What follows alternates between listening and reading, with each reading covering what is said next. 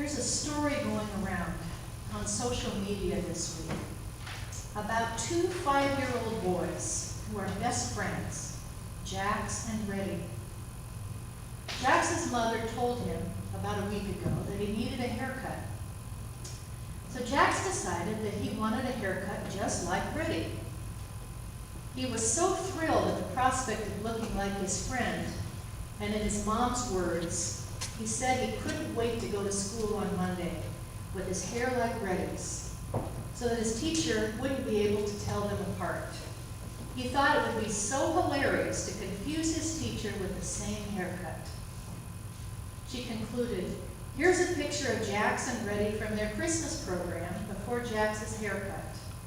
I'm sure you all see the resemblance." Here they are, Jax and Reddy. Can you see them?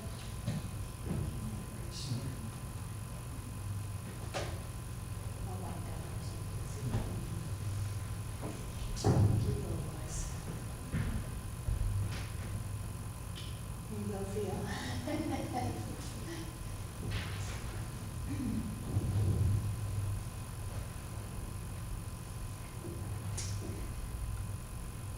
So, here's a thought.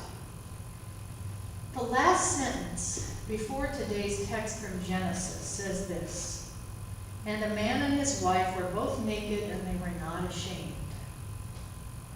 Now imagine for a minute that Jax and Reddy's story is like Adam and Eve's story before they listen to the serpent, and before they have to resort to fig leaves to cover themselves. Jax and Reddy are able to see themselves as the same. Paul Neuterlein in the Gerardian Lectionary says about this text, "I have used the phrase loss of innocence. When we talk of loss of innocence regarding children, we often speak of growing self-awareness. Actually, we have probably misnamed this phenomenon. It's more like other awareness than self-awareness. So-called self-awareness is an ability to look at ourselves from the outside as if we were another person to ourselves. It's essentially being able to look at ourselves through the eyes of others. As we mature and lose our innocence, we become increasingly aware of how others see us, as having a big nose or frizzy hair, as being unattractive or attractive in various ways. These are the many messages we receive about ourselves regarding how others perceive us." He continues, "Is the story of Genesis 3:1-7 relating a similar way to lose innocence? When a man and woman see themselves only through God's loving eyes, their nakedness is not an issue. But the serpent introduces them to looking through the eyes of other creatures, and all the envy, seductiveness, and rivalry that goes along with such seeing, such desiring. Looking at ourselves through the eyes of other creatures, we notice what seems to be our nakedness. We too are now exposed to be objects of desire and envy for one another, mixed in with our rivalries. We lose our innocence. In other words, we begin to compare ourselves with others, with the result being that we feel superior or inferior to others in any particular moment. We envy, blame, and criticize each other. And the key to the success of the serpent is that the serpent brings out a feeling of mistrust which they've never had before. God isn't asked directly about eating from the trees, but the serpent starts creating distance and mistrust right away by asking the woman what God has said. You might wonder, why would the serpent not ask God directly? Well, that isn't what the serpent wants. It's not simply information. It's to create a wedge between them, to create doubt about God's trustworthiness and uncertainty about God's care for them. The serpent attempts to sow doubt about God's command and desire for the fruit of this particular tree, which is the only one prohibited. the couple begins to look at that tree differently. And I will refer to both of them because the man is present. We hear in the later verses that he was with her, he just wasn't talking. So there's an answer to all the centuries of the church blaming women for the first sin. This story is the archetype of sin entering into the world because of the eyes, which is one reason we should be careful about looking at advertising, right? Look at that tree. You've never really seen it before. It's unique. Don't you want it? Why should it be denied you? Look at that car, that home, that town, that church. Isn't it better than what you have? Don't you want to change things? Have that something different just because it's attractive to you? And if you can't have it, do you envy those who do? Do you criticize and belittle because you would possess it differently? Your eyes will be open, the serpent says. Maybe we might think that before this, the couple saw only themselves together and God. Philosopher Martin Buber calls a relationship with God I and thou. If the couple together were I and God were thou, what has happened here? I think it's the creation of the third person pronoun. When it's just humanity and God, I and thou, I and you, we know that we are a community, and that's how we have our identity. We hear that the woman gave it to the man and he ate. They are together in their conversation with the serpent and in their actions. And maybe that is the knowledge the serpent speaks about, becoming like God, seeing things from the omnipotent point of view, to speak like writing for him. It's no longer just I, we, it's him and her. It's them. There's the distance. There's what has changed. In our gospel text, we hear the questions of testing and temptation being introduced to Jesus after his baptism. He's wandering in the wilderness and is hungry.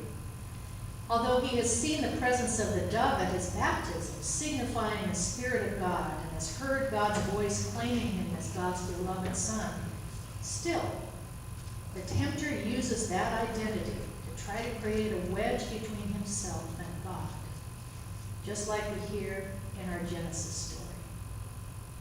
If you are the Son of God, we hear, prove it, is the implication. And again, looking plays a part. Look at those stones. You could make them into loaves of bread. Look at the great height from the pinnacle of the temple. You could test whether God will save you. Look at all the kingdoms of the world. They could all be yours, and right now, if you fall down and worship him. Well, Jesus passes the test. He is our Savior and our model. He remains in an I-thou relationship with God. He will not be the one who talks about others without talking to them directly. But he will criticize directly when he sees God's justice being thwarted and the posturing of those he calls hypocrites. He is the true human being who stays true in relationship to God and God's creation. Dietrich Bonhoeffer, the Lutheran theologian who was martyred in Germany at the end of World War II, says in his book Ethics, formation comes about only by being drawn into the form and figure of Jesus Christ, by being formed in accordance with the singular form and figure of the incarnate, crucified, and resurrected. This does not come about through exerting oneself to become like Jesus, as we are used to saying, but rather by allowing the form of Jesus Christ to exert its own influence on us, such that it shapes our form according to Christ's own. It's not Christians who form the world with their ideas. Rather, it is Christ who shapes human beings into a likeness of his own form. But just as the form of Christ is misunderstood, or Christ is understood essentially as the teacher of a good and pious life, so also would the formation of human beings be misunderstood if one were to see in it merely some sort of instruction for a good and pious life. I mentioned one of my favorite movies last week, just in passing. Ironically, it's one of the most pertinent movies as we think about these texts. I'd like to share this description of Groundhog Day, found on the Internet Movie Database and on the Girardian Lectionary website. Listen. A weatherman named Bill Murray, that's his name. I don't remember his names in the movie. But he is reluctantly sent to cover a story about a weather forecasting rat, as he calls it, the groundhog. This is his 4th year on the story, and he makes no effort to hide his frustration. On awakening the following day, he discovers that it's Groundhog Day again, and again, and again. First, he uses this to his advantage. Then comes the realization that he is doomed to spend the rest of eternity in the same place, seeing the same people do the same thing every day. When Bill Murray's character, Phil, there's his name, is in the phase of trying to use this dilemma to his advantage, his main project is to get Andy McDowell's character, Rita, to like him. Phil is attracted to her, but Rita sees Phil for the self-centered person that he is. And so it's likely to take more than a day's time to manipulate her into seeing him differently, especially when he's hampered by basically seeing himself through her eyes. By the day's end, and he only has one day, since he keeps living the same day over and over again, he always fulfills her view of him and makes some self-centered slip. There's a series of consecutive shots of ending their day with her slapping him. There is a crucial transformation, one that happens after he despairs, which also is futile, since even successful suicide attempts land him in the same bed, alive again at 6 a.m. on Groundhog Day. The first change is that he finally lets go of his attempts to get Rita to like him. Instead of remaining trapped and seeing himself through her eyes, he begins to more simply see the world through her eyes. The eyes of a person that he's not. In short, Rita is self-giving rather than self-centered. She's genuinely caring in ways that don't seek to control and manipulate. Once Phil sets off on his day with this different agenda, he begins to look for all the times and places that he can help throughout the day.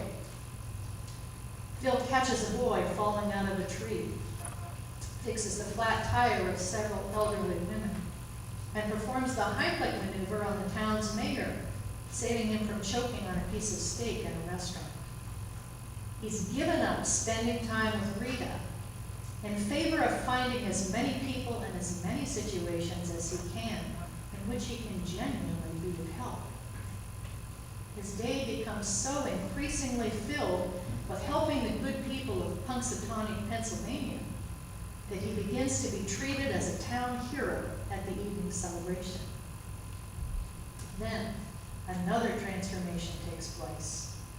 When he was intentionally trying to manipulate Rita's view of him, Phil kept fulfilling it, living up to the way he saw himself through her eyes as a self-centered jerk. But finally, treated as a town hero by the scores of people he's helped throughout the day, Rita's view of him is changed by seeing him in a brand new light through the eyes of his many admirers. Hers is not the perfect love of God, but it is enough to finally get him to February 3rd. Once again, Bonhoeffer says, "It is not Christians who form the world with their ideas. Rather, it is Christ who shapes human beings into a likeness of his own form." Looking around at the townspeople, Phil has fallen in love. His actions originate in love, not manipulation. It's possible for our eyes to be opened in another way, so that we look at other people and see what God sees, rather than what we envy, desire, and criticize. We still have the third person point of view, and we know that we are individuals. We have lost innocence, that is true, but we steep ourselves in prayer, asking for new eyes.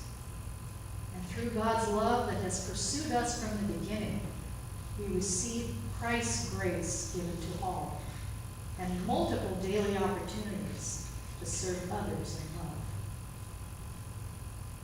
Lord, open our eyes in Jesus' name, changing us more and more into his likeness.